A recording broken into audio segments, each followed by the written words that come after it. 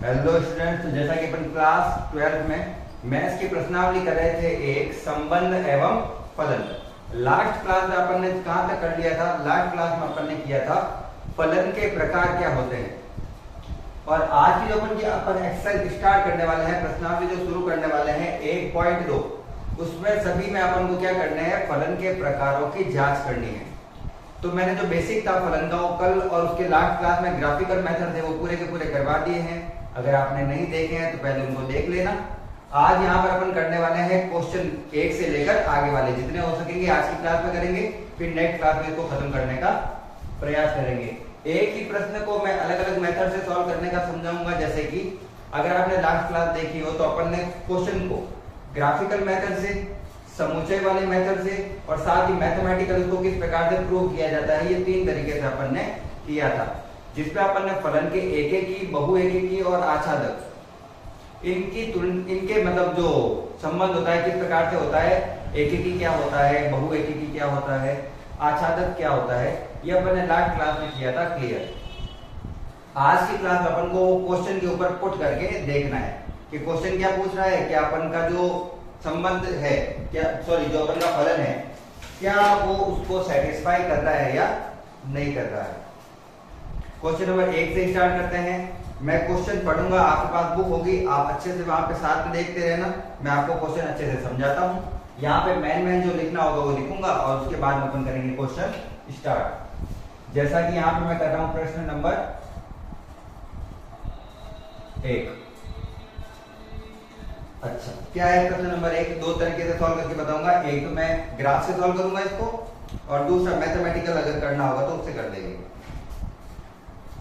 अपन को देखो दिया हुआ है, सिद्ध कीजिए कि एक फलन है fx बराबर 1/x द्वारा परिभाषित फलन f r स्टार से r स्टार एकेकी और आच्छादक है या नहीं, इसकी अपन को जांच करनी है। जहां r स्टार सभी ऋणोत्तर वास्तविक संख्याओं का समुच्चय है। r स्टार क्या है? ऋणोत्तर संख्या, मतलब नेगेटिव जो नंबर्स होते हैं ना, जैसे -1, -2, -3, पॉइंट वाली भी संख्या हो सकती है, बट्टा वाली भी संख्या हो सकती है, नेगेटिव में होनी चाहिए बस। वास्तविक संख्या आपको पता ही होगी, सारी की सारी संख्या वास्तविक संख्या होती है, बस यहाँ पर अपन को नेगेटिव वाली लेनी है। ऋणोत्तर का मतलब होता है नेगेटिव वाली। पहला प्रश्न तो है ये। साथ में पूछा है कि यदि r स्टार की जगह अपन n लिख दें, प्राकृत संख्या n, तो क्या यह एकेकी और आच्छादक होगा या नहीं, या फिर ये r स्टार की तरह बिहेव करेगा या अलग करेगा। तो प्रश्न क्या है पहले अच्छे से लिखते हैं। प्रश्न दिया हुआ है मुझे, एक फलन है मेरे पास fx जो कि है 1/x के रूप में, ये अपन का है फलन।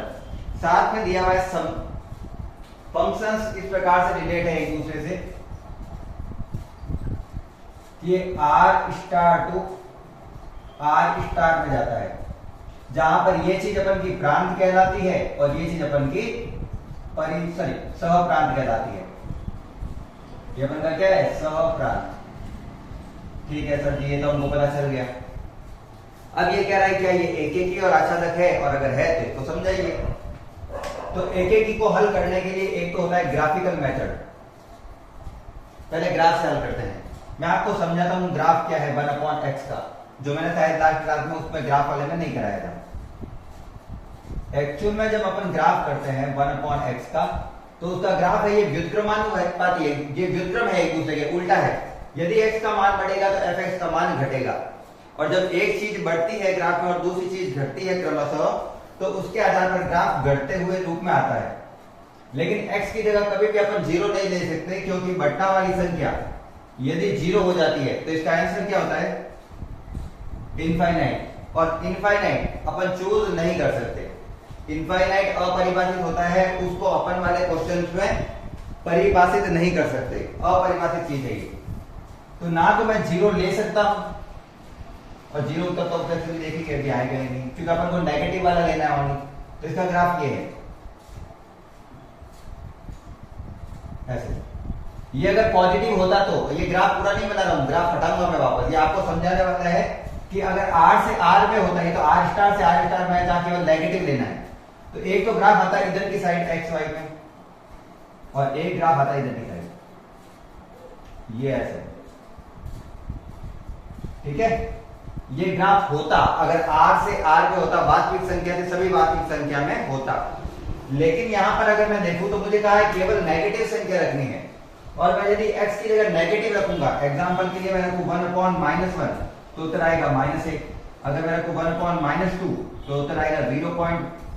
जो भी x पर माइनस का 0.5। तो इस प्रकार से माइनस रखने पर संख्या भी क्या आ रही है, माइनस में।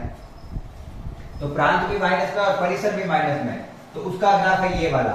तो ये ग्राफ अभी अपन के काम नहीं आएगा। ये मतलब ऊपर वाला चीज अपन के क्वेश्चन के अकॉर्डिंग केवल ग्राफ ये है अपन का, क्योंकि अपन केवल नेगेटिव में ले रहे थे। x का मान भी केवल नेगेटिव में x डैश में, और y का मान भी केवल नेगेटिव में y डैश में। एक ही अपन को ये कहता है कि यदि किसी ग्राफ में x अक्ष के समांतर खींची गई रेखा वक्र को केवल एक ही जगह पर काटती है तो वह क्या होती है, एकेकी। तो मैं कहूंगा यह एकेकी है। और अगर कारण लिखना चाहते हो तो कारण लिखना है क्योंकि यह वक्र को x अक्ष के समांतर खींची गई रेखा वक्र को केवल एक स्थान पर काटती है, क्योंकि x अक्ष के समांतर खींची गई रेखा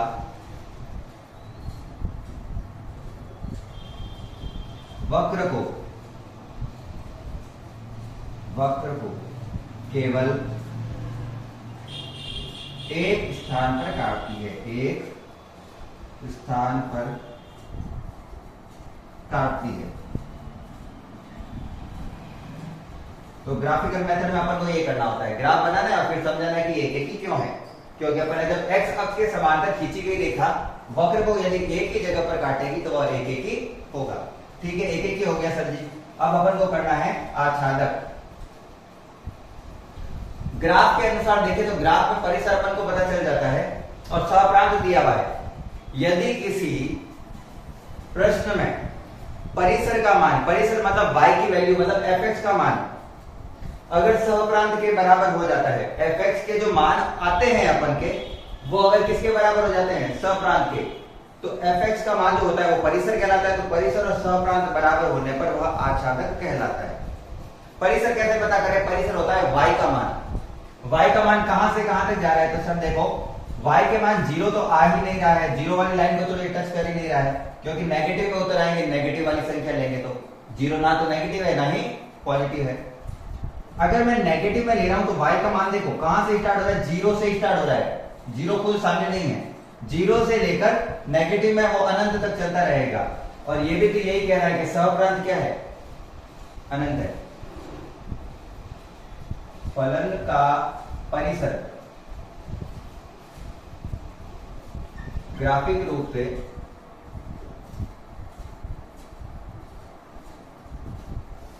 r स्टार ही है, अतः जो परिसर है, परिसर मतलब ग्राफ में देखकर y का मान क्या आ रहा है, देखो y का मान यहां से स्टार्ट हो रहा है, यहां से यहां तक मतलब नेगेटिव में चलता जा रहा है। तो परिसर पूरा आ रहा है, नेगेटिव वाले सारे मान आएंगे y में, पॉजिटिव वाले मान शामिल नहीं है। और ये भी ये कह रहा है कि यही आता है क्या, केवल नेगेटिव वाले मान नहीं आते हैं, बिल्कुल केवल नेगेटिव वाले मान ही आएंगे। तो परिसर बराबर हो गया सहप्रांत के, तो यह आच्छादक है। पहला तरीका है ये सॉल्व करने वाला। सेकंड मेथड ले लेते हैं। सेकंड मेथड ले लेते हैं। परिसर अपन को सीधा लिखना होता है, अपन को एक एक ही में अलग अलग प्रकार से कर सकते हैं। वैसे तो आप ऐसे करोगे तो भी तो ये सही है, अपन अलग तरीके से कर सकते हैं क्या, तो वो अपन को मैथमेटिकल रूप बता देता हूं आपको। देखो अगर मैं क्या करूं, x को, x के लिए मैंने माना दो अवयव। अगर आपने लास्ट क्लास देखी होगी तो आपको पता होगा, अपन लेते हैं कि दो अवयव लेने हैं x1 और x2 जो कि आपस में बराबर नहीं होने चाहिए।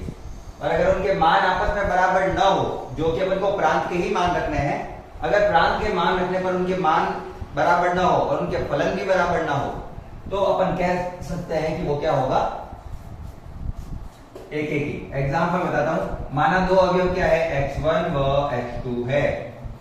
ये सेकंड मेथड है, ध्यान रखना दोनों नहीं करना है, कोई भी एक करना है, पहला या फिर दूसरा एग्जाम में। जहां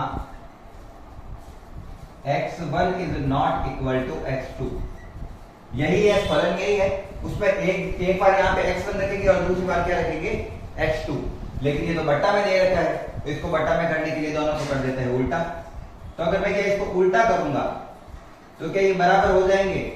ऐसी कोई भी संख्या नहीं है जिसको उल्टा करने पर वो बराबर हो जाए। जैसे यहाँ पे मैंने रखा मान लो 3 और यहाँ पे रखा 4, तो 1/3 1/4 के बराबर तो नहीं होता है। 3 अगर 4 के बराबर नहीं है तो क्या 1/3 1/4 के बराबर है? बिल्कुल नहीं है सर जी। 1/x1, यदि 1/x को मैं fx लिखता हूं तो 1/x1 को क्या लिखूंगा? fx1 is not equal to होगा fx2। और जब किसी फलन के प्रांत के दो अवयव अगर भिन्न लेने पर उसका परिसर भी भिन्न ही प्राप्त होता है, तो वह एक ही होता है। तो ये एक ही ज्ञात करने के दो तरीके बताए मैंने, एक ही है, या तो एक ही इस मेथड से करना है या फिर एक ही इस मेथड से करना है। परिसर आपको सीधा पता चल जाना चाहिए कि पुट क्या कर रहा है और वैल्यू क्या आएगी। बड़े क्वेश्चन होता है उसमें तो सॉल्व भी करना होता है, छोटे क्वेश्चन में सीधा परिसर पता होना चाहिए। इस ग्राफ का परिसर क्या है? नेगेटिव में वास्तविक संख्या, और ये यही कह रहा है कि ये क्या है? नेगेटिव में वास्तविक संख्या है, तो परिसर बराबर हो गया सहप्रांत। इसलिए यह आच्छादक है। परिसर और सहप्रांत बराबर होना चाहिए। ये अपन का पहला क्वेश्चन हुआ है सॉल्व। अच्छे से स्क्रीनशॉट ले लेना और ऐसे कैसे उतार लेना। अब अपन करेंगे क्वेश्चन नंबर 2।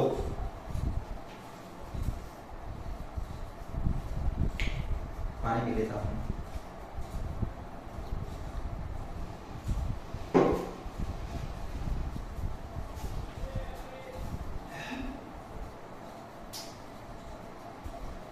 प्रश्न नंबर 2 पढ़ते हैं अच्छे से। प्रश्न नंबर 2 में बहुत सारे हैं, एक एक करके सबको करेंगे हल। मेथड बहुत है अपन के पास में, अपन किसी भी मेथड से कर सकते हैं। इसीलिए मैंने लास्ट क्लास में सारे ही मेथड बता दिए थे। लास्ट मतलब फलन जब करवा रहा था उसमें। सेकंड लास्ट क्लास हो गया आज के लिए। क्वेश्चन नंबर 2 का यहाँ पर आ जाएगा फर्स्ट।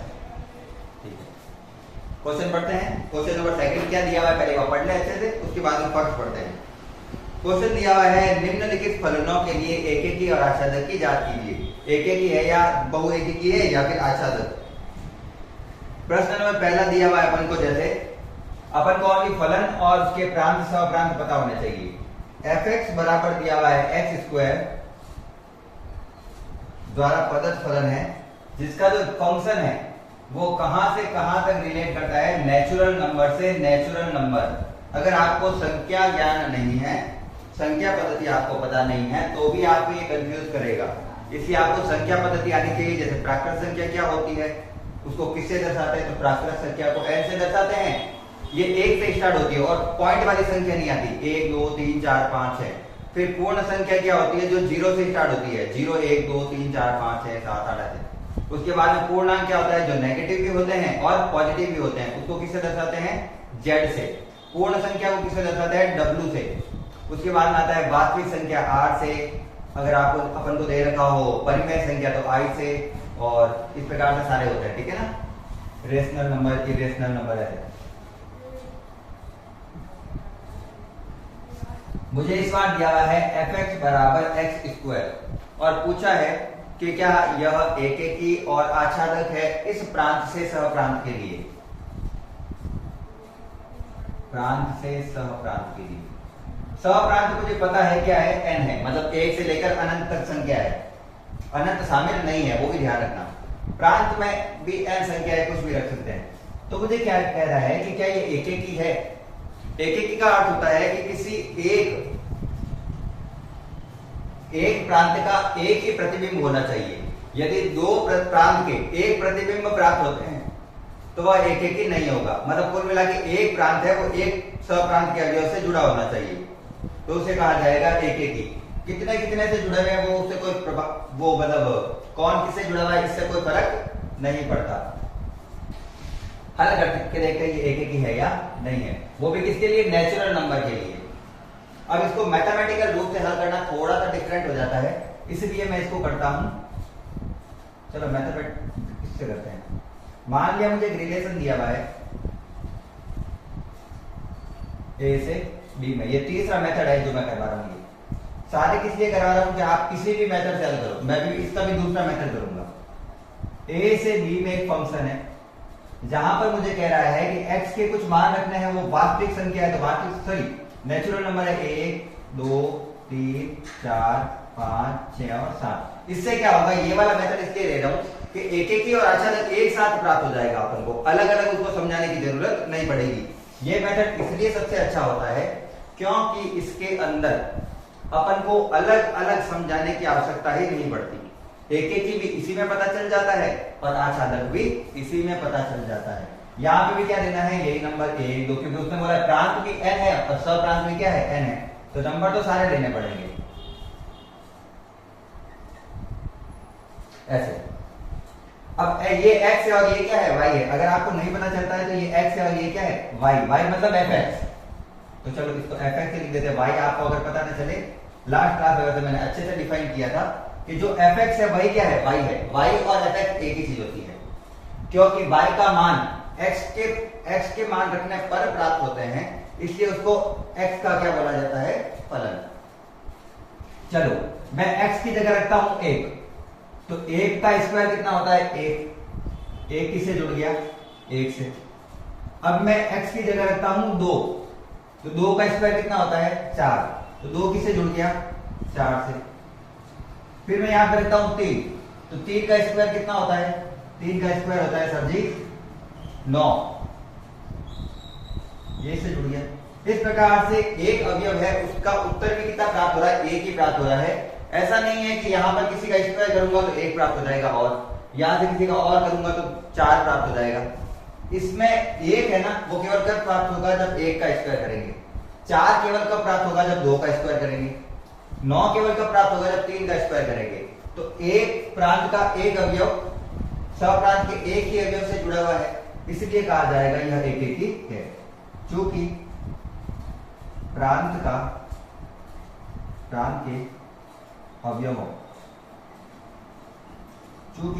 के अवयवों के अद्वितीय मतलब केवल एक अद्वितीय प्रतिबिंब है, अतः यह एकेकी है। मतलब एक चीज केवल एक से जुड़ी हुई होनी चाहिए, तो वो क्या हो जाता है एकेकी। अब देखो यहां पर एकेकी तो हो गया, ये तो मैंने एकेकी को हल किया है। अब यहां पर मुझे क्या करना है, आच्छादन। दूसरी विधि से करूंगा ना तो वो वहां पे आ जाएगा।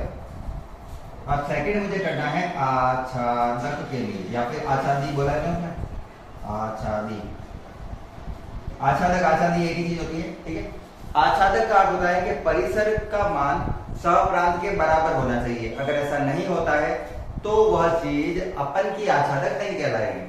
सर जी सहप्रांत तो दिया हुआ है, n है, मतलब 1 2 3 4 5 सारे हैं। परिसर क्या होता है, परिसर होता है सहप्रांत के जितने अवयव के पूर्व प्रतिबिंब होते हैं, पूर्व प्रतिबिंब मतलब प्रांत से जुड़े हुए होते हैं, वो वाले अवयव तो कहलाते हैं परिसर। तो अगर मैं परिसर की बात करूं तो परिसर क्या प्राप्त हुआ मुझे, तो परिसर प्राप्त हुआ मुझे 1 4 9, इसके बाद में होगा 16, क्योंकि 4 का स्क्वायर करूंगा तो 16, अब 2 और मतलब स्क्वायर वाले प्राप्त हो रहे हैं। क्या ये सारी प्राकृत संख्या है, प्राकृत संख्या तो सर 3 4 5 ये भी थी। अगर सहप्रांत के अवयव जो आप जिनके अपन को प्रतिबिंब प्राप्त नहीं होते वो तो परिसर नहीं हो सकते। सहप्रांत तो सब है 1 2 3 4 5 6 7 8 9 सब अनंत तक, लेकिन परिसर में वो सारी संख्याएं शामिल नहीं हो रही है, उसमें से कुछ संख्याएं छूट जा रही है। और चूंकि परिसर बराबर नहीं है सहप्रांत के, चूंकि परिसर बराबर नहीं है सहप्रांत के, तो मैं कह सकता हूं कि यह आच्छादी भी नहीं होगा। लिखना है यह आच्छादी नहीं है, या फिर यह आच्छादक फलन नहीं है। एक्चुअली में लिखना तो होता है यह आच्छादक फलन नहीं है। समझ में आ गई ये चीज। अपन को इस प्रकार से एक समुच्चयों का इस प्रकार से विवरण देना है, जिसमें अवयव लिखने हैं जो अपन को दिए हुए हैं। प्रांत और सहप्रांत दिया है, प्रांत को इसमें लिखना है, सहप्रांत को इसमें जोड़ के देखना है, वैल्यू रख के जोड़ने पर अगर अपन के इस प्रकार से डायग्राम से पता चल जाता है तो अपन को इसी प्रकार से हल करना है। और इससे पता चल भी रहा है कि एक अवयव केवल एक से ही जुड़ा हुआ है, और अगर एक अवयव केवल एक से ही जुड़ा हुआ है तो इसका मतलब है कि यह एक ही है, लेकिन जो कि परिसर और सहप्रांत बराबर नहीं आ रहे हैं तो यह आच्छादक फलन नहीं है। अच्छा सर जी, आपने कहा था कि इसको मैथमेटिकल रूप से करो, तो चलो सेकंड मेथड क्या होता है। देखो हर चीज पढ़नी चाहिए। जैसा आप सोचोगे ये आप सर दो मेथड क्यों करा रहे होंगे, एक मेथड से ही समझ जाएंगे। मेथड सारे आने चाहिए, आपके आगे बहुत काम आएंगे। कुछ होते हैं वो इससे हल ही नहीं होते हैं, तो फिर कहाँ जाओगे, तो फिर इसको मैथमेटिकल से सॉल्व करो। कुछ चीज मैथमेटिकली सॉल्व नहीं हो पा रही है हमसे, तो वापस किसमें आओ, इसमें आओ। इससे भी हल नहीं हो पा रही है तो कोई और मेथड लो, ग्राफ ले लेते हैं, ठीक है। ऐसे मैथमेटिक्स में इस प्रकार से दिया है, माना दो, इसमें केवल एक ही हल होता है सेकंड मेथड में, ध्यान रखना। आच्छादक तो अपन को सीधा पता होना चाहिए परिसर क्या है और सहप्रांत क्या है। वैसे मैं उससे भी हल कर सकता हूं, लेकिन अपन को ये लेना है। माना दो अवयव x1 व x2 है, जो कि इन्हीं प्राकृत संख्याओं में से दिया हुआ है, कोई 1 2 3 4 5 6 7 8 कुछ भी, जहां x1 is not equal to x2, ये मान लिया अपन। तो यदि मैं इसका स्क्वायर करता हूं, यदि कोई दो संख्या लेकर उसका स्क्वायर करता हूं तो क्या वो बराबर हो जाएगी? हो भी सकती है वो, लेकिन जो कंडीशन दे रखी है उसके लिए है या नहीं उसके लिए देखना है। कंडीशन ये है कि अपन को संख्या केवल प्राकृत संख्या रखनी है, मतलब 1 2 3 4 5 6 7 8 9 10 केवल प्लस वाली रखनी है। तो प्लस वाली संख्या क्या रखे, आपके हिसाब से इसको अगर गलत साबित कर सकते हो तो कुछ भी रखो। रखा मैंने 2 और 4, तो 2 का स्क्वायर क्या होता है, मान लिया मैंने x1 2 है, x2 क्या है 4 है। आप तो कुछ भी ले लो, आंसर कोई फर्क नहीं पड़ने वाला। तो 2 का स्क्वायर क्या होता है 4, 4 का स्क्वायर क्या होता है 16, तो ये बराबर नहीं है। क्योंकि x स्क्वायर को fx लिखा जा रहा है, तो x1 के स्क्वायर को क्या लिखा जाएगा, fx1 is not equal to fx2। और यदि दो अवयव भिन्न भिन्न है अपन ने लिए हैं और उसके फलन भी भिन्न भिन्न हो रहे हैं, जैसे x ये इसका फलन है ना, ये इसका फलन है, उनके फलन भी भिन्न भिन्न ही प्राप्त हो रहे हैं, तो अपन कह सकते हैं कि यह एक ही है। क्योंकि अगर अवयव अलग अलग है और फलन भी अलग अलग है, मतलब अपन का कंडीशन सही बैठ रही है, और सही बैठ रही है मतलब ये एक ही है, यह एक ही है। क्या मैं इसको ग्राफिकल तरीके से हल कर सकता था? बिल्कुल, पर इतना अपन को नहीं करना है। मेथड बहुत है, मैथ्स में मेथड बहुत होते हैं, अपन को वो देखना है जो सबसे इजी हो। और सबसे इजी मेथड है इसका ये। मैं आपको पहले वो मेथड कराऊंगा जो इजी है, फिर वो मेथड जो आप करना चाहते हैं, ठीक है। जैसे मैथमेटिकल एग्जाम में कोई भी कर सकते हैं, किसी में कोई फाउंडेशन नहीं है।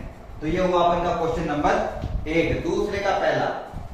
अब इसी कंडीशन में अपन को चेंज किया, तो पहले एक बार इसका स्क्रीनशॉट ले लेना, फिर मैं करता हूं दूसरा। दूसरी कंडीशन में मुझे बोला है, क्वेश्चन यही है, fx बराबर एक्स स्क्वायर है, लेकिन प्रांत और सहप्रांत को उसने कर दिया चेंज। प्रांत की जगह यहां लिख दिया z और यहां पे भी लिख दिया z, और z का मतलब होता है पूर्णांक। पूर्णांक क्या होता है सर जी? पूर्णांक मतलब नेगेटिव संख्या भी ले सकते हैं और पॉजिटिव संख्या भी ले सकते हैं, लेकिन पॉइंट वाली संख्या नहीं होनी चाहिए, जैसे -1 -2 -3 -4 0 1 2 3 4 5 6 7 8 ऐसे सब। तो कंडीशन चेंज हो गई सर जी। अब कंडीशन चेंज हो गई तो क्या करें? कोई दिक्कत नहीं है, अपन नेगेटिव संख्या भी ले लेते हैं।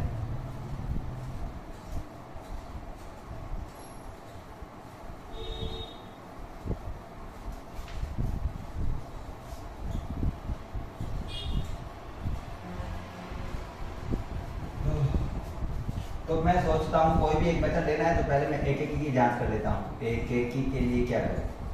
ये क्वेश्चन नंबर है इसका सेकंड का सेकंड। पहले एक एक के लिए तो मैं मानता हूं कि आप कोई भी मेथड लेंगे तो हो जाएगा सॉल्व, ठीक है ना, दिक्कत नहीं आ रही है कहीं भी। मैं कौन सा मेथड दूं जो मुझे अच्छा लगता है? चलो मैं उससे कर लेता हूं, अपन के गणितीय विधि से। माना दो अवयव x1 व x2 है, जहां वही चीज x1 is not equal to x2, ये तो मैंने माना है, लेकिन अपन को फलन क्या कह रहा है कि उनका क्या करना है, स्क्वायर। सर जी अभी तो आपने यही किया था, वहां पे आपके एक एक आया तो नहीं था, सर एक एक आ गया था, तो फिर से अगर प्रांत और सहप्रांत चेंज करें तो क्या वो एक एक बन जाएगा या नहीं होगा, ऐसा चेंज हो सकता है? बिल्कुल। सारी चीजें किस पे डिपेंड करती है, प्रांत और सहप्रांत पर। फलन जो दिया हुआ है वो इतनी कंडीशन नहीं रखता जितना कौन रखता है, प्रांत और सहप्रांत। मान लो ये किसी कंडीशन में एक एक ही है, तो दूसरी कंडीशन में वो एक एक ही नहीं हो, ये भी हो सकता है। जैसे कि अभी देख रहे हैं, मैंने दो अवयव लिए x1 और x2, इन दोनों का स्क्वायर करूं अगर मैं, तो x1 स्क्वायर x2 स्क्वायर के बराबर नहीं होगा। मैं इसकी करता हूं जांच, तो अब इसकी करेंगे जांच। x1 बराबर कर रहा हूं मैं 2, और चूंकि पूर्णांक क्या होता है, नेगेटिव संख्या भी ले सकते हैं ना, तो मैं तो नेगेटिव संख्या लूंगा। मुझे इस कंडीशन को गलत करना है, सही करने के लिए तो बहुत पॉइंट है, गलत एक भी जगह पर हो गया तो वो कंडीशन गलत है। x2 ले लिया मैंने माइनस का 2, तो यहां पर करूंगा तो 2 का स्क्वायर नॉट इक्वल टू -2 का स्क्वायर। ये कह रहा है जो रख रहा हूं मैं, अभी मैंने कुछ नहीं कहा, मैं तो क्वेश्चन के अकॉर्डिंग चल रहा हूं। तो x आ रहा है 2 का स्क्वायर 4 नॉट इक्वल टू -2 का स्क्वायर क्या होता है, -2 को यदि -2 से गुणा करेंगे तो माइनस माइनस प्लस 4। ये कह रहा है 4 4 के बराबर ही नहीं होता है। मैंने क्या किया, मैंने दो अवयव लिए और उसको फलन बनाया। फलन का मतलब है उसके ऊपर क्या लगाया, स्क्वायर, और कह रहा है कि ये बराबर नहीं है, तो मैंने कहा चलो जांच करते हैं। तो मैंने x1 की जगह लिया 2 और x2 की जगह लिया -2। 2 का square is not equal to -2 का स्क्वायर, ये कह रहा है। अपन ने कुछ नहीं कहा, अपन तो क्वेश्चन के अकॉर्डिंग चल रहे हैं। तो ये 2 का स्क्वायर आया 4 और -2 का भी आया स्क्वायर 4। ये तो कथन असत्य हो गया, क्योंकि 4 तो 4 के बराबर होता है, लेकिन ये कह रहा है बराबर नहीं है। अतः कथन गलत है, कथन असत्य है।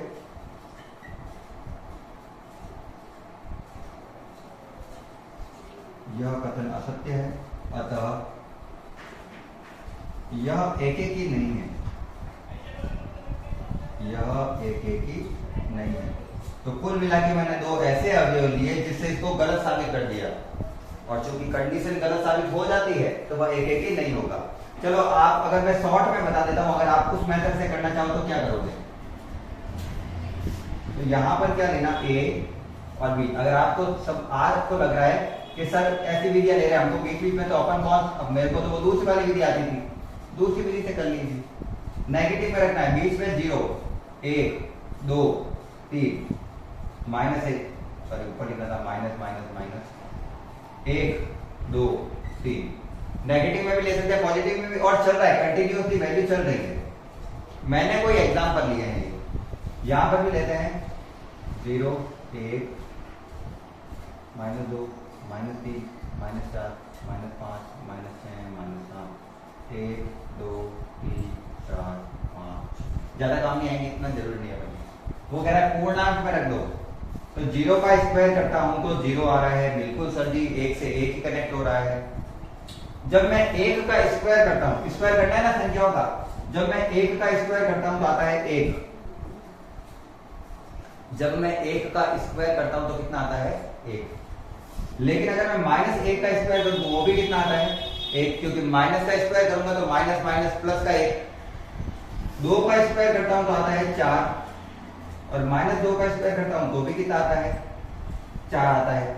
तो यहां पर अपन को दो प्रांत के अवयवों का एक ही परिसर प्राप्त हो रहा है, दो प्रांत के अवयवों का एक ही परिसर प्राप्त हो रहा है, जो कि संभव ही नहीं है, क्योंकि एक प्रांत का एक ही प्रतिबिंब होना चाहिए, एक प्रतिबिंब एक ही प्रांत से जुड़ा होना चाहिए, एक प्रतिबिंब एक ही प्रांत से जुड़ा हुआ होना चाहिए। और अगर ऐसा नहीं हो रहा है तो इसका मतलब है कि यह किसी प्रकार से एक एक ही नहीं है। या आप इस मेथड से कर सकते हैं, ऐसे मैंने बताया है। एक बार स्क्रीनशॉट ले लेते हैं हमारा। इसके बाद में मुझे जांच करनी है आच्छादक की, तो आच्छादक की जांच करते हैं तो ये आच्छादक क्या बनेगा इससे। तो अभी जब मैंने देखा था आच्छादक,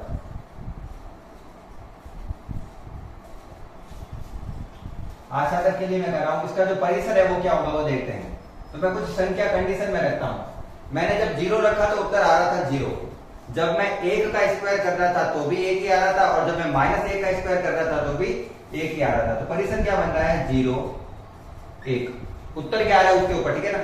जब मैं 2 का स्क्वायर कर रहा था तो भी -2 तो 4 ही आ रहा था, और -2 का स्क्वायर कर रहा था तो भी क्या आ रहा था मेरे पास उत्तर 4 ही आ रहा था। तो उत्तर 4 ही आएगा। उसके बाद में 9 ही आएगा, उसके बाद 16 ही आएगा। और इसका जो परिसर है जो पहले वाला था वो ये भी है। इसने क्या कहा है कि जो सहप्रांत है वो z है, मतलब सारी संख्याएं हैं प्लस और माइनस वाली, जबकि ये कह रहा है कि परिसर केवल यही है। तो क्या परिसर और सहप्रांत के अवयव बराबर है? नहीं, सहप्रांत के अवयव सारे थे, जबकि परिसर कुछ कंडीशनली कुछ बेसिक अवयव दे रखे हैं यहाँ पे, ठीक है ना, स्क्वायर वाले। तो परिसर का मान क्या सहप्रांत के बराबर है? परिसर इज नॉट इक्वल टू सहप्रांत। वापस बता देता हूं, परिसर केवल वही होते हैं जो मान पुट करने पर उत्तर आए। उत्तर केवल यही आ रहे हैं, जबकि ये कह रहा है कि सहप्रांत वाले सारे आ रहे हैं क्या? नहीं, सहप्रांत वाले कुछ छूट रहे हैं, जैसे कि 2 नहीं आ रहा, 3 नहीं आ रहा, 5 नहीं आ रहा, 6 नहीं आ रहा, 7 नहीं आ रहा, 8 नहीं आ रहा, 10 नहीं आ रहा, 11 नहीं आ रहा, ऐसे बहुत सारे अवयव छूट रहे हैं।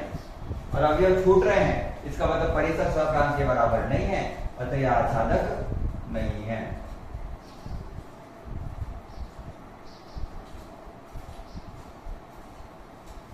खत्म, बस इतना करना। और लास्ट कंडीशन है अपन की थर्ड, इसी के अंदर दे रखी है, वो इसी के अंदर करूंगा। यहां तक स्क्रीनशॉट ले लेना, उसके बाद में मैं करूंगा इसको चेंज। ये क्वेश्चन है वो यही रखूंगा, क्वेश्चन में चेंज नहीं करूंगा, ठीक है। तो यहां पर मैं करूंगा इसको r और इसको भी क्या कर दूंगा r। इस बार प्रांत r दे रखा है और सहप्रांत भी क्या दे रखा है r, दोनों ही r दे रखे हैं। इसके लिए मुझे देखना है क्या यह एकेकी और आच्छादक है या नहीं। मैंने ये इसलिए नहीं हटाया क्योंकि 90% क्वेश्चन तो यही है इसका, 90% इसका आंसर यही है। तो एकेकी को हल करने के लिए मैंने, अच्छा वास्तविक संख्या क्या होती है? वास्तविक यानी सारी संख्याएं, दशमलव वाली संख्याएं हो सकती है जैसे 0.1, 0.2, 0.3, 0.4 वगैरह, वो सारी संख्याएं हो सकती है। उसके साथ में क्या हो सकता है? बट्टा वाली संख्या हो सकती है, 1 2 3 4 5 तो होती ही है, -1 2 3 4 5 तो होती है, नेगेटिव वाली जो भी संख्या होती है, काल्पनिक संख्या को छोड़ के सारी संख्या। तो पहले मैंने क्या माना दो अवयव है x1 और x2 है। जहां पर मान लेता हूं x1 is not equal to x2 है, जहां पे x1 का मान x2 के बराबर नहीं है। तो x1 का स्क्वायर x2 के बराबर नहीं है, ये क्या ये भी चीज सत्य है? क्योंकि प्रश्न में पूछा है x का स्क्वायर, तो फलन को उसकी कंडीशन के आधार पर मैंने चेंज किया, दोनों के ऊपर लगाया स्क्वायर। अब मुझे वास्तविक संख्या लेनी है ना, तो वास्तविक संख्या तो मैं कुछ भी ले सकता हूं।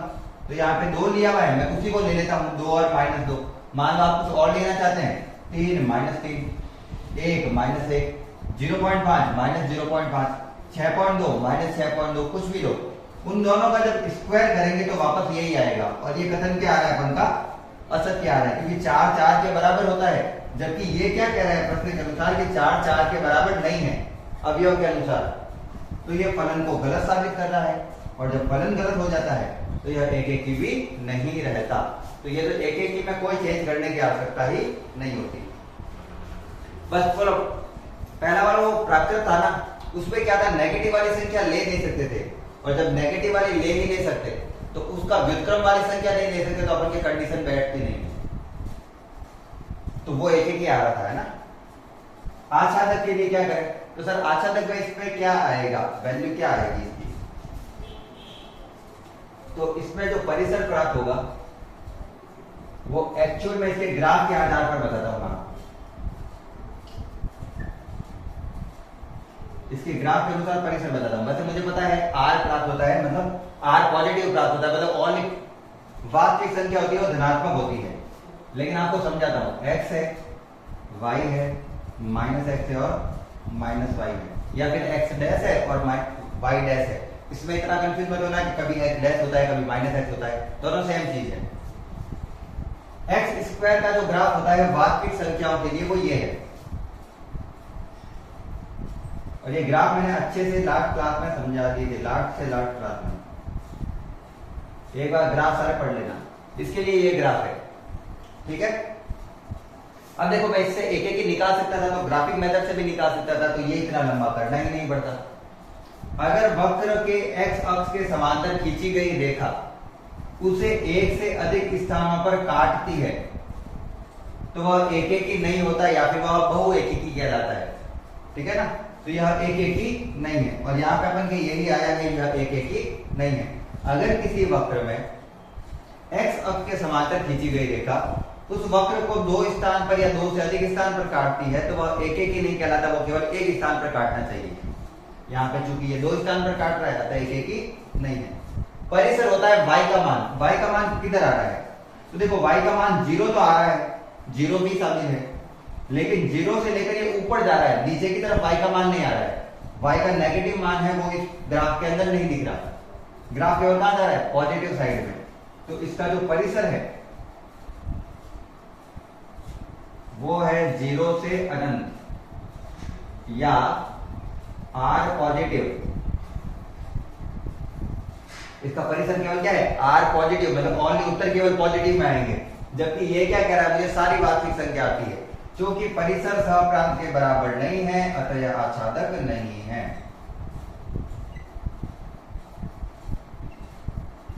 तो आच्छादक तो तीनों में नहीं आए, ना तो n वाले में आए प्राकृत संख्या से प्राकृत में, ना पूर्णांक से पूर्णांक में, ना वास्तविक से वास्तविक में। एक एक के लिए अगर प्राकृत संख्या होगी तो एक एक ही होगा, अन्यथा एक एक ही नहीं होगा दोनों कंडीशन के लिए। ये हो गया अपन के दूसरे क्वेश्चन का तीसरा वाला हल। ये थर्ड क्वेश्चन था, स्क्रीनशॉट ले लेना। इसके बाद अपन करेंगे question number 3, sorry question number दूसरे का चौथा। उसमें अपन के चेंज हुआ है फलन, फाइनली एक फलन चेंज किया है इन्होंने।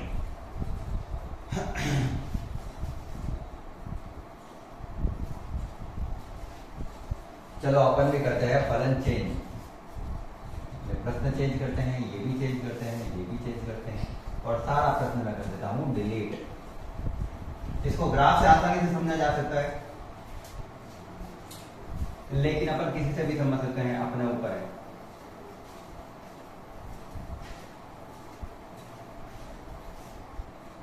दिया हुआ है कि एक फलन है फोर्थ क्वेश्चन में f(x) x क्यूब के लिए, कि जो फलन चल रहा है वो कहां से कहां तक है, प्राकृत से प्राकृत, प्राकृत संख्या से प्राकृत संख्या। अब केवल पॉजिटिव संख्या ले सकते हैं, 0 1 2 3 सॉरी 1 2 3 4 5 6, 0 भी शामिल नहीं है, 1 2 3 4 5 6 7 8 9 10 ऐसे। और अपन को पूछ रहा है वो कि क्या यह एक एक ही और आच्छादक है या नहीं है। चलो देखते हैं, पहले किसके लिए, एक एक ही। अगर आपको इसका ग्राफ पता है तो आपको पता होगा एक्स क्यूब का ग्राफ ये होता है, मैंने बता दिया था पहले। तो क्या मैं इसको ग्राफ से हल कर सकता हूँ, एक एक ही और आच्छादक? बहुत इजी रह जाता है ग्राफ से, लेकिन मैं आपको मैथमेटिकल रूप से करवाऊंगा। एक्स और वाई, एक्स अक्ष के समांतर खींची गई रेखा, भले किधर भी खींच दो, वो केवल एक बार ही काटेगी उसको, एक वक्त एक और यूं नहीं कि ये 2 बार काट रही है, ये एक बार ही काट रही है। एक्स अक्ष के समांतर खींची गई रेखा उसको केवल एक ही स्थान पर काटती है, अतः वह एक एक ही है। आच्छादक में यहां प्राप्त हो रहा है वैल्यू वाई में पॉजिटिव भी प्राप्त हो रही है, नेगेटिव भी। देखो ग्राफ वाई में ऊपर भी जा रहा है, ग्राफ वाई में नीचे भी जा रहा है, दोनों साइड जा रहा है, मतलब जो संख्या प्राप्त होगी वो नेगेटिव में भी प्राप्त हो रही है। अच्छा अपन रख भी प्राकृत संख्या रख सकते हैं, ग्राफ से तो नहीं हो, वैसे ग्राफ से हो जाता है, आपको नहीं पता चलेगा। ऐसे पहले 0 रखा तो 0, 1 रखा तो 1, 2 रखा तो 4, 3 रखा तो 9, ऐसे प्राप्त होता है इसका ग्राफ। लेकिन आपको इस प्रकार से नहीं समझ में आएगा। ये भी ग्राफ को अगर एक स्थान से काटूं ना मैं, तो एक एक ही तो है, ये आच्छादक नहीं है, उसके लिए आपको कंडीशन बतानी पड़ेगी। तो पहले अपन करते हैं एक एक के लिए। क्या करते हैं एक एक के लिए, माना 2 अवयव x1 व x2 है, फिर वैल्यू पुट करके देख लेना है। जहां x1 का मान बराबर नहीं है x2 के, ठीक है सर, x1 का मान x2 के बराबर नहीं रखना है, फिर कुछ भी रख दो, होनी वो प्राकृत संख्या चाहिए, क्योंकि अपन को बोला है प्रांत और स्वप्रांत है वो n है। अपन वैल्यू किसकी रखते हैं? तो प्रांत की रखते हैं, ये ध्यान रखना, ठीक है ना। वैल्यू किसकी रखते हैं? x में प्रांत की। और जब उत्तर आता है तो वो क्या आता है? परिसर, उसको स्वप्रांत से तुलना करते हैं, ठीक है। अब मुझे प्राकृत संख्या कुछ भी रखनी है तो मैं x y z कुछ भी रख देता हूं। यहां पे मैंने किया x1 का क्यूब और x2 का भी क्यूब। फलन के आधार पर, फलन के आधार पर, जहां यदि जांच के लिए कदम x1 का मान अगर 2 हो और x2 का मान अगर 3 हो, क्योंकि नेगेटिव में तो अपन यू भी नहीं रख सकते, वैसे नेगेटिव रखेंगे तो भी कोई फर्क पड़ना नहीं है इसको। तो 2 का स्क्वायर क्या होता है? 2 का cube is not equal to 3 का क्यूब। ये क्या सही कह रहा है? 2 का क्यूब होता है 8, 3 का क्यूब होता है 27। 8 27 के बराबर नहीं है, सही तो है। तो मैं कह सकता हूं fx1 is not equal to fx2 के। और जब फलन बराबर नहीं हो रहे हैं तो मैं कह सकता हूं क्योंकि अवयव अलग अलग थे और फलन भी उसी कंडीशन को फॉलो कर रहे हैं, ये बराबर नहीं है तो ये भी बराबर नहीं है, अतः यह एक ही है। अतः यह एक ही है। एक ही तो हो गया। अब मुझे करना है आच्छादक। आच्छादक में अपन को देखना है परिसर क्या होता है। तो वैल्यू पुट करके देखो अपन को परिसर पता चलता है या नहीं। आच्छादक, आच्छादक के लिए क्या करें सर जी? आच्छादक के लिए अपन करते हैं सिंपल सी कंडीशन। मुझे आच्छादक में परिसर देख रहा है ना, परिसर देख रहा सीधा सा। वैल्यू पुट करो, x की जगह वैल्यू पुट करो और वैल्यू प्रांत की पुट करनी है। उत्तर जो आता है वो अपन का क्या होगा? परिसर। पहले मैं x की जगह प्राकृत संख्या कहां से स्टार्ट होती है? 1 से। ये प्राकृत का मतलब क्या होता है? 1 2 3 4 अप टू ऑन। सबसे पहले x की जगह रखा मैंने 1 का क्यूब 1, ठीक है सर जी। फिर मैंने रखा 2 का क्यूब 8, फिर 3 का रखा 3 का क्यूब 27, फिर 4 का क्यूब 64, 5 का क्यूब 125 अप टू ऑन। चलता जा रहा है, चलता जा रहा है, ठीक है। 6 का क्यूब 216 अप टू ऑन। तो इस प्रकार से अगर मैं परिसर देखूं तो परिसर में मुझे कौन कौन सी संख्याएं प्राप्त हो रही है, उत्तर क्या क्या प्राप्त हो रहे हैं? 1 8 27 64 125, मतलब क्यूब प्राप्त हो रहे हैं चीजों के।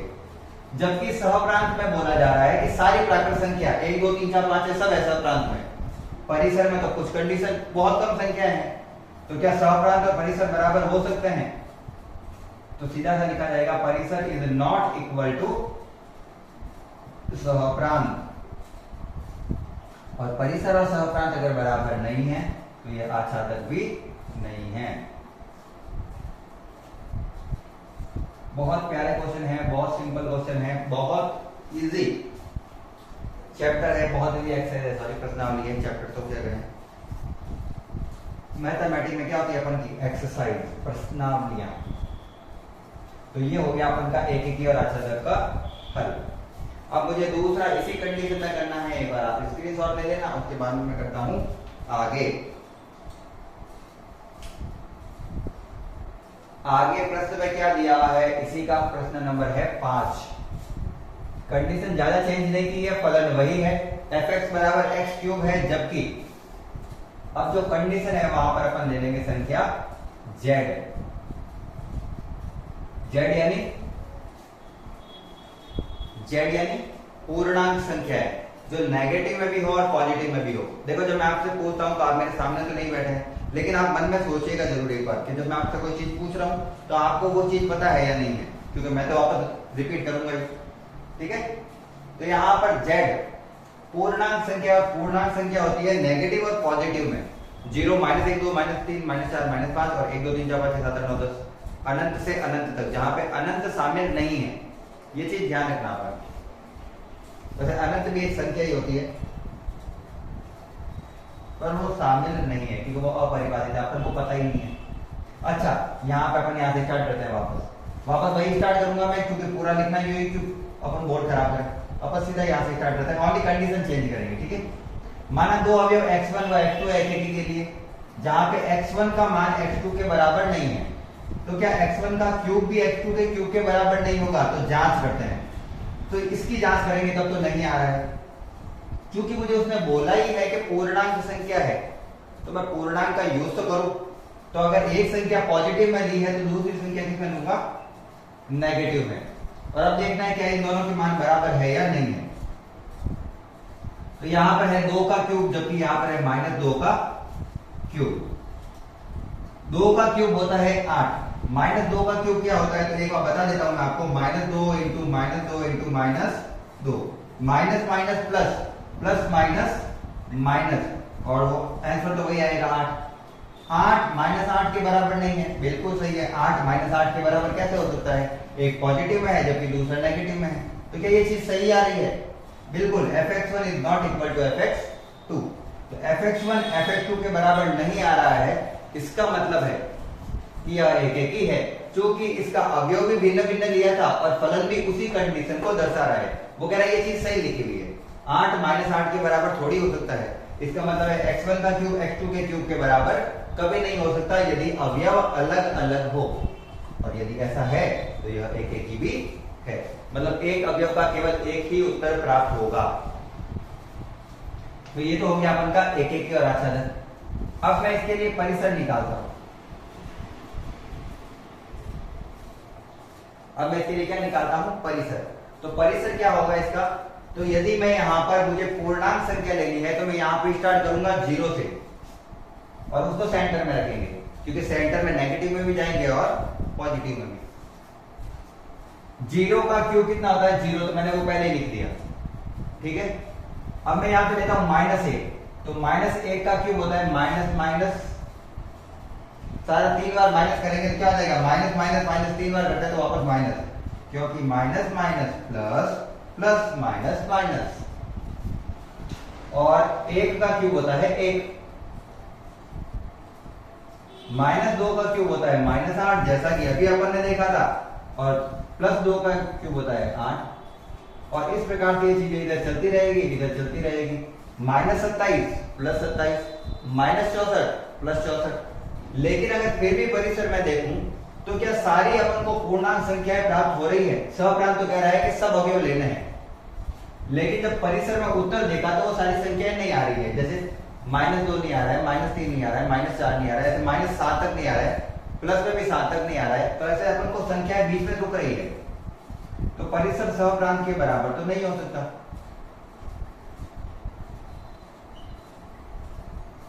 और अगर परिसर सहप्रांत के बराबर नहीं है तो ये आच्छादक भी नहीं है, खत्म बात। यह आच्छादक भी नहीं है। ये अपन के फलन का क्वेश्चन का हल ग्राफिक मेथड से भी कर सकते हैं तो कर सकते हैं, लेकिन वो थोड़ा सा डिफिकल्ट रहता है उल्टा आपके लिए। तो मैं चाहता हूं आप इसी से समझें, ठीक है। बाकी इस मेथड से भी हो सकता है ना, ए बी से कर सकते हो। जैसे यहाँ पे लिया मैंने 0 1 2 3 -1 -2, नीचे ले सकते हैं, कोई दिक्कत नहीं है। यहाँ पे लिया मैंने 0 1 2 3 4, इधर लिया -1 -2 -3 और -4। 0 का आता है 0, -1 का आता है -1, 1 का आता है 1। क्यूब कर रहा हूं, ठीक है ना। 2 का क्यूब कितना होता है 8, -2 का क्यूब कितना होता है -8। मतलब वो सारी संख्या है, मैं लिख नहीं रहा हूं, ठीक है ना, बीच वाली संख्या रह गई। तो ये एक ही तो है, क्योंकि एक से ही जुड़ा हुआ है।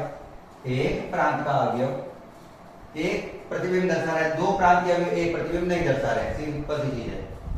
और सहप्रांत में सारे अवयव होते हैं, जबकि यहाँ पर कुछ अवयव छूट रहे हैं परिसर में। ये नहीं छूट रहा था, 2 छूट रहा था, ये छूट रहा था। परिसर में कुछ अवयव छूट रहे हैं तो कहेंगे आच्छादक भी नहीं है। ये दोनों विधियां दोनों सिंपल सी होती है, ये वाली विधि करो तो भी सिंपल ही होती है, लेकिन लंबे लंबे डब्बे बनाने पड़ते हैं। उससे अच्छा मैंने सोचा जो किया हुआ है कोई बहुत है।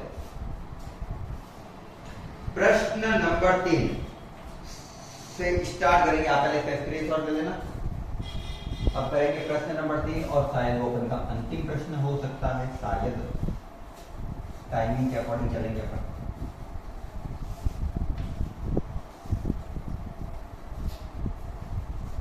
टाइम क्या होगा देख लेते हैं अच्छे से। चलो एक तो पूरा हो जाएगा अच्छे से।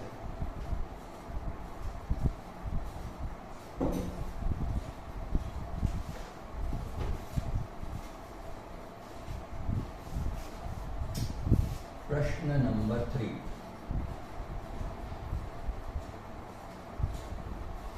व्हाट इज प्रश्न क्या देखते थे?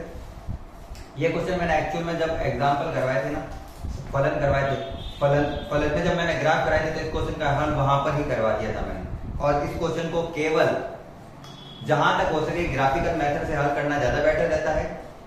कर सकते हैं दूसरे मेथड से भी।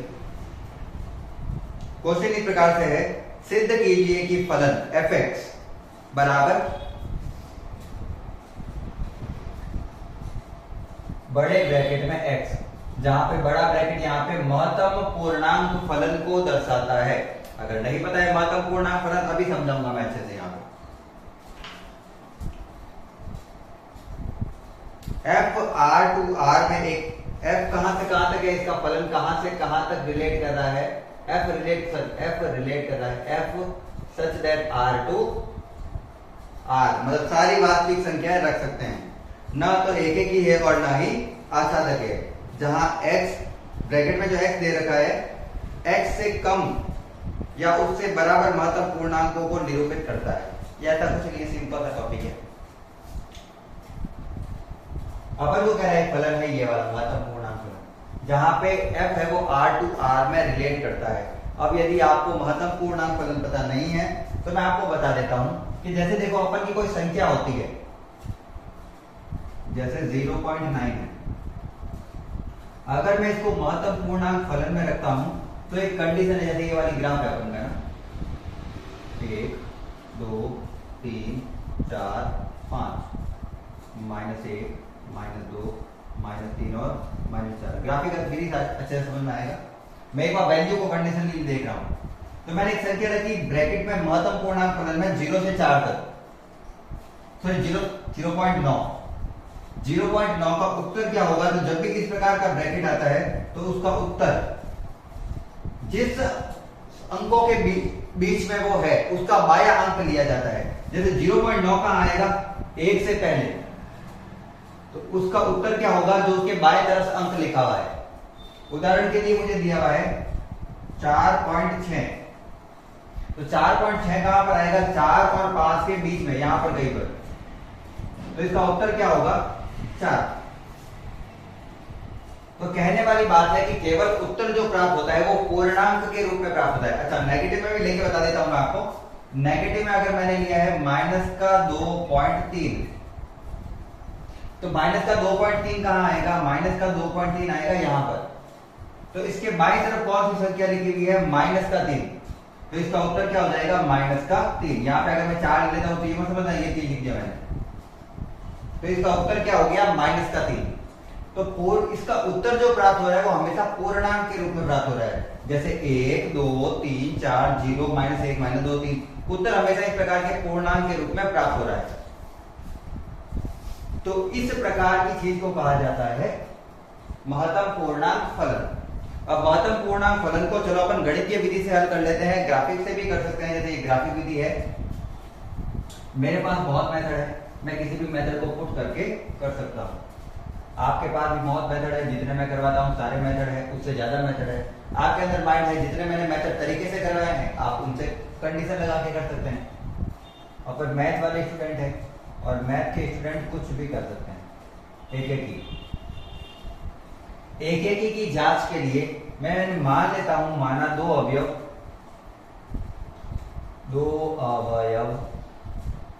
x1 व x2 है,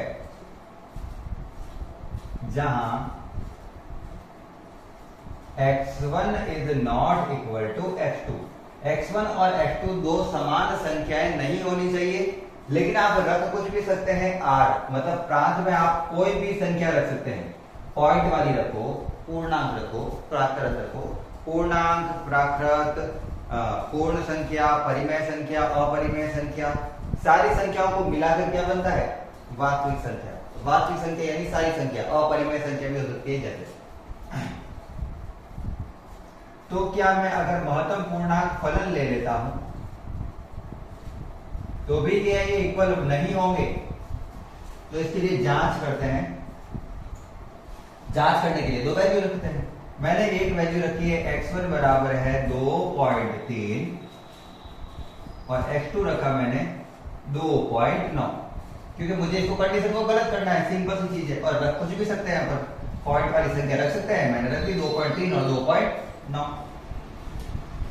यदि मैं यहाँ पर पॉइंट में रखता हूँ 2.3 इज नॉट इक्वल टू 2.9, जैसा कि वो बोल रहा है, मुझे ये पता नहीं है कि ये बराबर है या नहीं है, अभी तो मैं कंडीशन के अकॉर्डिंग चल रहा हूँ। यहाँ पर आप सोचोगे ये बराबर हो जाएगा, इसने बोला है नहीं होना चाहिए, तो मैं तो उसके अकॉर्डिंग चलूंगा, नहीं है नहीं है नहीं, अपन तो उसका चिन्ह लेके चलना है।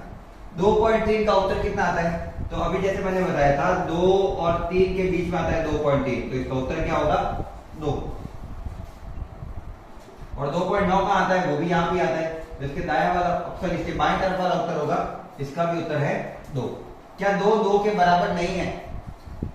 क्या 2 के बराबर नहीं है? प्रश्न के अकॉर्डिंग चल रहा हूं। प्रश्न कह रहा है कि यदि दो अवयव को बराबर ना लें तो क्या उसके फलन बराबर नहीं आएंगे?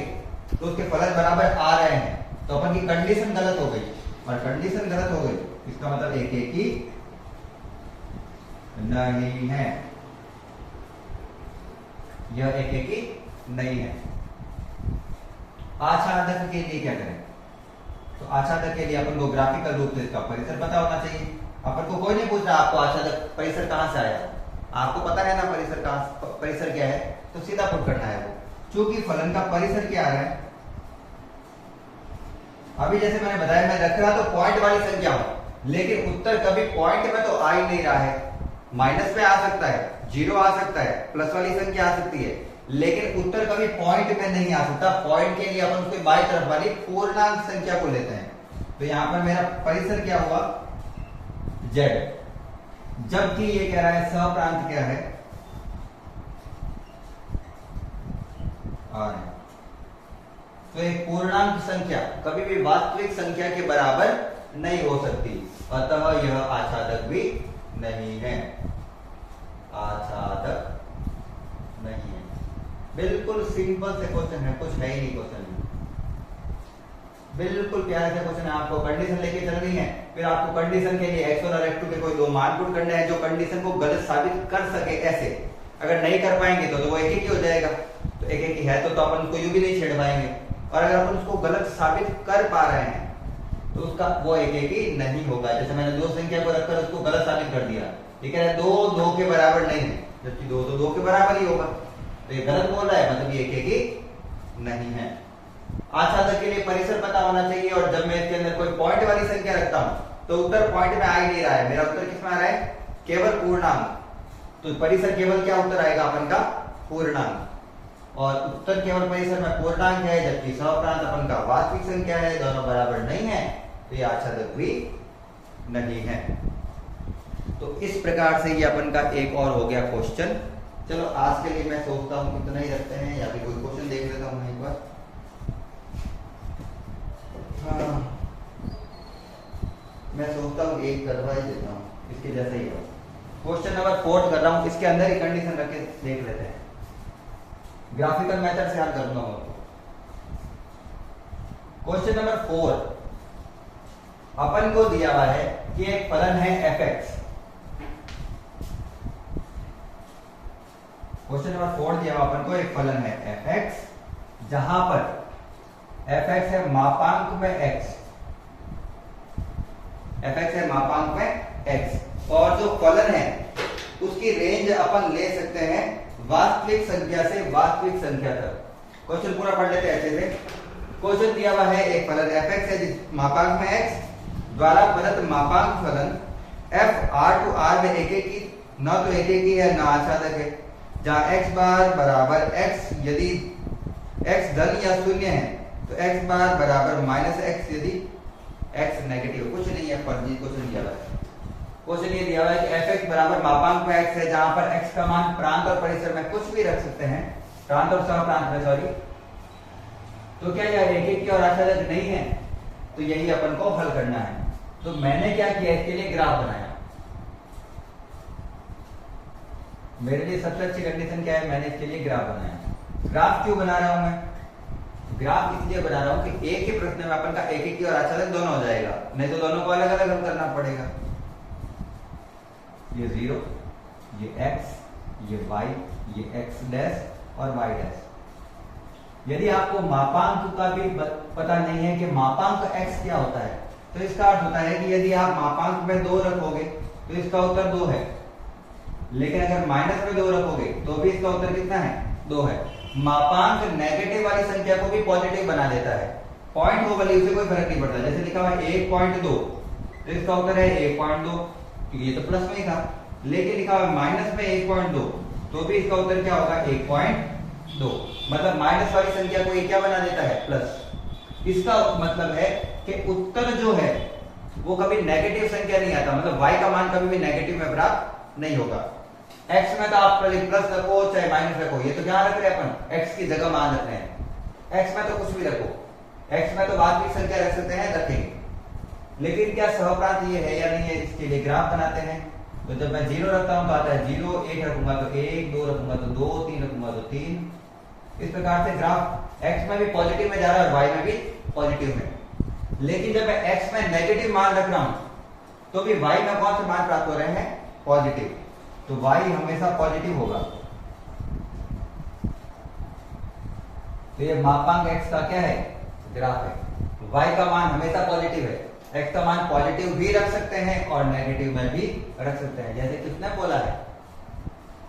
ग्राफिकल विधि से कहूं तो अगर मैं x अक्ष के समांतर अगर एक रेखा खींचता हूं तो ये वक्र को 2 स्थान पर काटता है, और यदि x अक्ष के समांतर खींची गई रेखा वक्र को 1 से अधिक स्थान पर काटे तो वह एकेकी नहीं होगा, क्योंकि एकेकी के लिए वह केवल एक स्थान पर काटना चाहिए। तो क्या लिखेंगे, वक्र चूंकि x अक्ष के समांतर खींची गई रेखा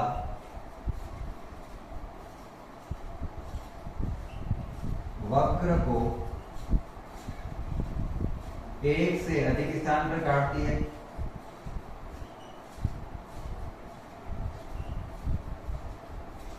एक से अधिक स्थान पर काटती है, अतः यह एकेकी नहीं है। सिंपल सा उत्तर,